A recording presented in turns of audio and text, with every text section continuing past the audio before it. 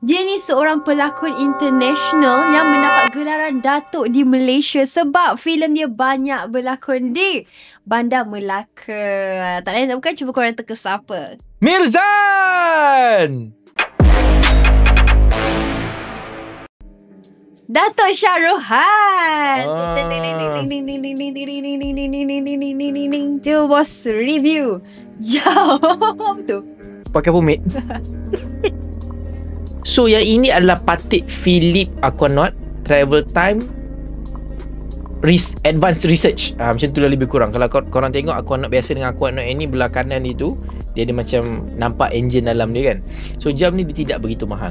Saya pernah ada 20. Jom, korang kalau nak shopping ataupun jual handbag dan juga Rolex, klik link dekat bio. Jangan lupa follow. Saya pernah ada 20 Allah. dalam mimpi saya. Jam ni harga dia dalam 2.5 juta ringgit sahaja. Kalau jam-jam macam ni, kamu kena faham tau, dia bukan saja susah nak beli, tapi adalah akses kepada nak membeli tu pun susah. Faham tak maksud saya? Faham? Macam contoh kadang-kadang dia macam ni lah. Macam kau pergi Rolex, kau ada duit, kau nak beli dia tak bagi. Pun macam tu, di level-level macam tu lah. Ada duit pun tak ada. Yes, ada duit pun tak boleh nak beli.